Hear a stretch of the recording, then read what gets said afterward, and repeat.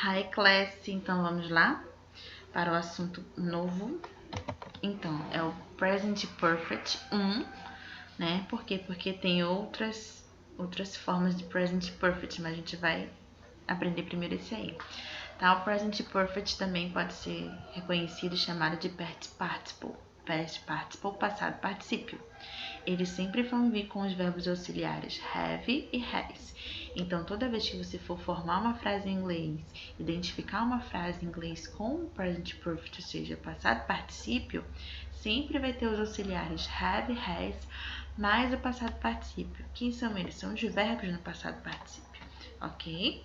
Então, sempre vai ter que vir esses dois aqui e o verbo no passado particípio. Um deles, né? E aí, que passado particípio é esse? São esses aqui, ó, da terceira coluna. Existe uma lista de verbos em inglês, regulares e irregulares, e tem as três formas. Tem as formas lá, né? Infinitivo, simple past, passado simples, past participle, passado particípio, tá? Então, são com esses verbos do passado particípio que vai ser formado a frase do present perfect, tá bom? Por que não simple past? Vou já explicar mais à frente por que não eles e por que esses aqui. Tá, eu coloquei, ó, verbos regulares são aqueles que terminam em AD e AD. Geralmente não, eles são a mesma coisa, vai ser o passado particípio deles, tá? Dos verbos regulares. Os dos irregulares, alguns vão se repetir, outros não, vão ter escrita diferente aqui, ó. Passado simples, passado particípio, tá? Por isso que a gente diz lá present perfect, que são os verbos que a gente vai completar uma frase ou responder no passado particípio, que é o da terceira coluna. Quais são os seus usos? Passado recente, por exemplo, eu acabei de terminar meu almoço, mas não estava com fome, por exemplo. Agorinha eu terminei meu almoço. Ano passado, agorinha, que aconteceu agora há pouco. O passado com tempo não determinado, ou seja, eu trabalhei com a minha mãe. Falei quando? Não. Falei onde? Não. Eu só disse que eu trabalhei com a minha mãe. Então, meu pai saiu para trabalhar. Eu disse o horário? Eu disse o dia? Não. Então, é um passado indeterminado, que nós não sabemos quando, onde, como foi. Só sabe que aconteceu. Então, ele é determinante aí. O que é o present perfect? É utilizado para um passado não determinado, que eu não sei quando, como e onde aconteceu, só sei que aconteceu, tá? O passado que ainda continua no presente, por exemplo, ela trabalhou por aqui, ela trabalhou por aqui por 5 anos. Então, já fazem 5 anos que ela trabalha aqui. Eu trabalhei por 7 anos, eu trabalho por 7 anos aqui. Então, é um passado que já aconteceu, mas continua até hoje. Eu estudo na Excelente até hoje, por exemplo. Eu estudei na Excelente até hoje. Então, é um passado que continua, tá? Mas o que determina o present perfect é o passado com um tempo não determinado, ou seja, que eu não sei quando aconteceu. Essa é a diferença do simple past para o passado particípio. Porque o simple past ele já me dá uma determinação da ação, ou seja, eu trabalhei ontem à noite. Eu estudei com meu irmão no domingo de manhã. Já está me dizendo quando aconteceu, entendeu? Então, eu voltei para casa às 8 horas da noite. Então, o simple past eu utilizo nessa situação para um passado determinado, ou seja, que eu sei quando aconteceu. Então, essa segunda coluna aqui, ó, é o simple past, o passado que determina, que eu sei como, quando aconteceu. O simple past, o present perfect, passado particípio, ele já vai ser um passado que eu não sei como, quando, onde aconteceu. Eu só sei o que aconteceu. Então, essa é a diferença dos dois. Passado determinado, passado indeterminado, ok? Que é o que a gente está estudando, tá? Aí, eles vêm como? Sempre com o sujeito, o I, you, we, they, sempre com have e verbo no passado particípio.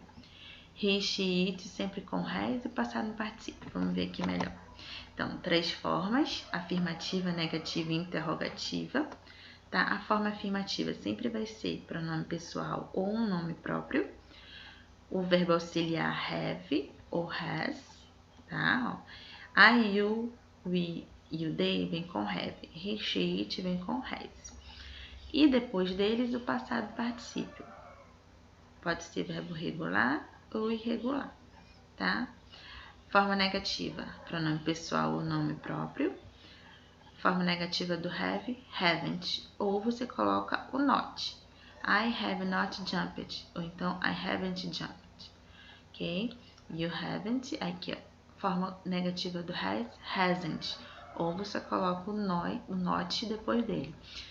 He hasn't cooked ou he has not cooked. As duas formas estão corretas, tá bom?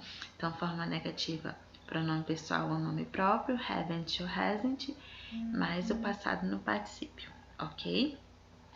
A forma interrogativa diz assim, o que vai acontecer, ó? O have e o has vai para o início da frase.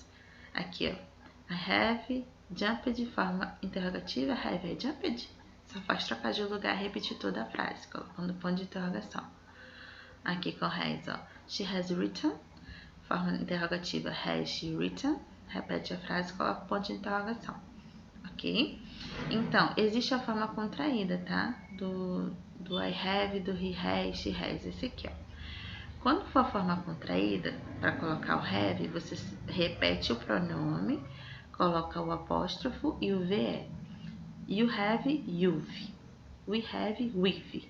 They have, they've. Tá? Repete o pronome, o apóstrofo e o VE.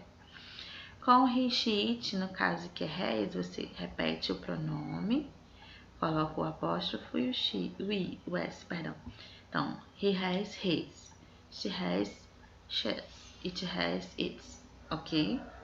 Tá? E aí a gente tem as três formas aqui e a forma contraída, tá? Aí nós temos aqui, botei outro exemplo também, três formas, né? E aqui eu botei essa aqui embaixo, quer dizer respostas curtas, ou seja, short answers. O que é short answer? É quando eu pergunto e eu respondo com uma resposta curta que não precisa de complemento. Por exemplo, você trabalhou? Sim, trabalhei. Não, não trabalhei. Você estudou? Sim, estudei. Não, não estudei. Ela cozinhou? Sim, ela cozinhou. Não, ela não cozinhou. Então, a resposta curta. Tá aqui, ó. Have I played? Eu joguei, eu brinquei. Yes, you have, porque é uma pergunta que eu tô fazendo pra mim. De mim pra você, tá? Então, no, you haven't. Não, você não brincou. Tá? Agora, have you played? Você brincou? Uma pergunta pra você. Como é que você responde? Se for sim, yes, I have. Se for não, no, I haven't. Se eu quero perguntar com she, has she played? Ela brincou? Ela jogou? Yes, she has. Negativa, no, she hasn't. Tá? Então, você sempre tem que prestar atenção quando for essa pergunta e essa pergunta, porque você não vai repetir na resposta, não. Você vai colocar assim, ó, have I played? Você brincou, jogou?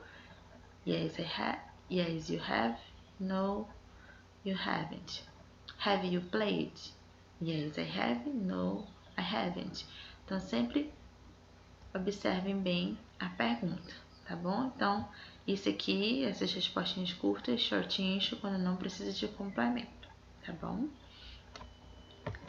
E aí, a estrutura é do present perfect. Afirmativa, sujeito, que são os pronomes pessoais.